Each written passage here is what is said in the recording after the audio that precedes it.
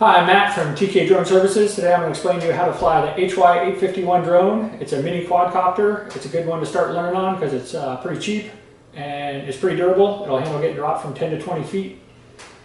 Since this drone is so small, you can fly it either inside or outside. But the problem is, since it's so light, it's very sensitive to the controls. And this is a video of me trying to fly it in a hover in one spot.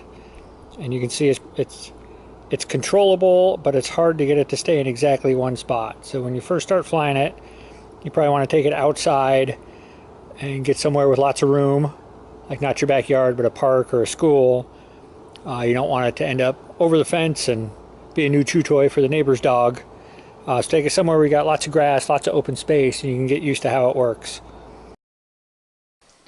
Alright, so there's two main components of your drone system. One is the actual drone, the other is your remote control. You need power for both of these. The drone has a rechargeable battery and it comes with a charging cord. So you plug one end of the cord into the drone right underneath this arrow. And you can see on the cord there's one side that's got two little metal prongs and one side that doesn't. So the two metal prongs go up. Plug that in there. The other end has USB, so you can plug that into a computer, or if you've got a wall adapter, you can plug it into that and plug that into the wall. The instructions say 30 minutes of charging time will give you a full charge, and that only gives you 7 minutes of flight time, so you want to get that full 30 minutes charge. When the drone is fully charged, you got the red light and the USB connector that'll turn on there. For the remote control, it uses batteries. And if you flip it over, you've got the battery cover. Use a Phillips head screwdriver and unscrew that. You can see it takes 4 AAA batteries. So you won't have to do this. It comes with batteries. You won't have to open this up until it's time to replace the batteries.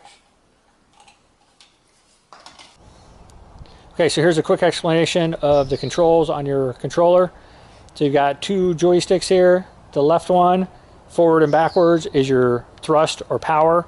So you want to start this off in the down position. In the up down, it's not spring loaded. When you're ready to take off, you press this up and the drone will go up. When you pull this back, it reduces the power, the drone will come down.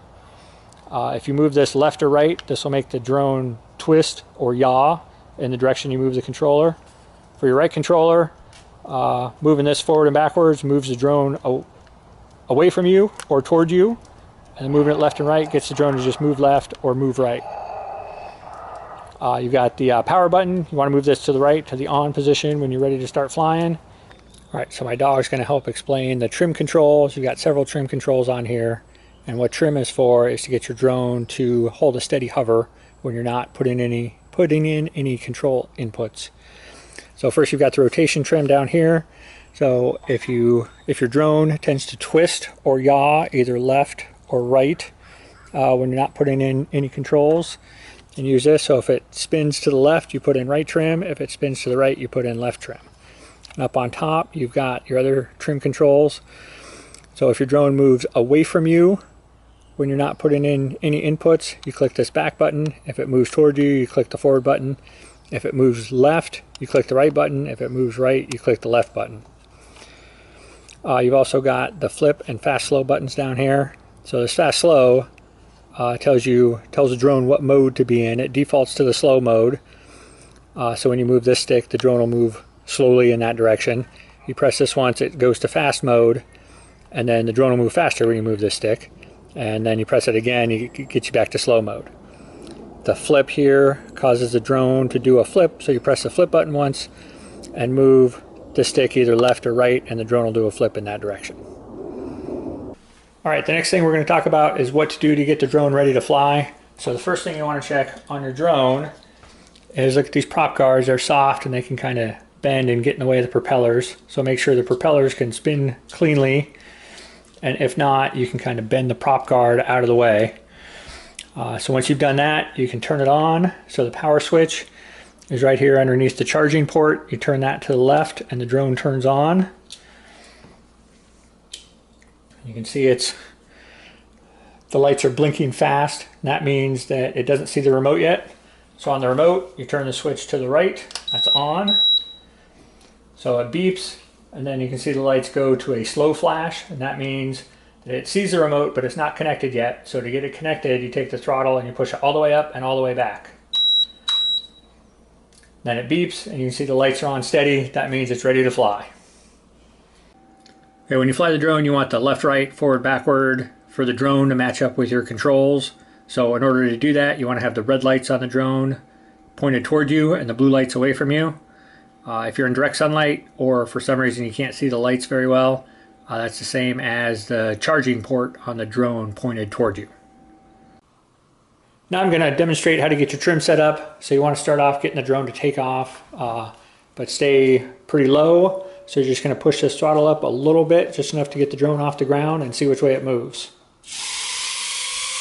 Okay, so you can see the drone is moving left and a little bit toward me.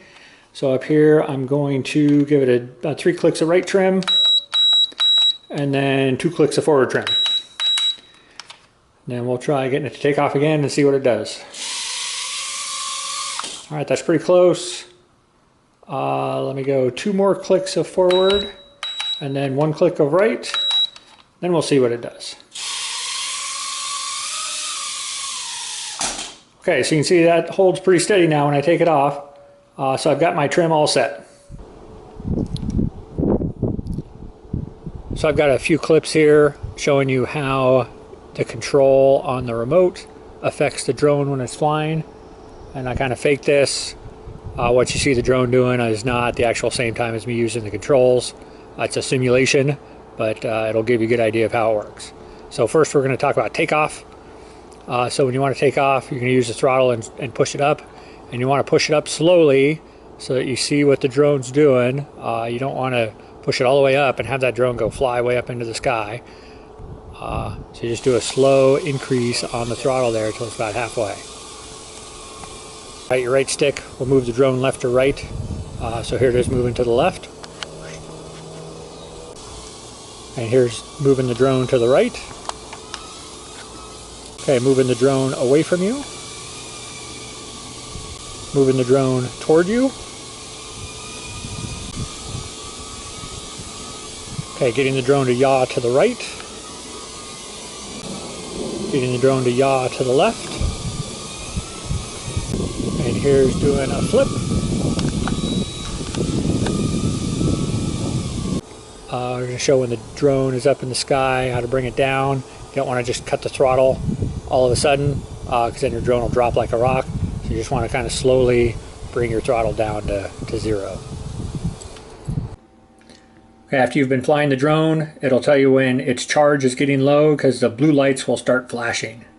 That tells you that you're losing power and it's not going to fly much longer. Right, so once you're done flying the drone, you just turn off the drone and the remote. It doesn't matter which order you do it. So the drone, the switch right here under the charging port, you move it to the right, and then the lights should all go out.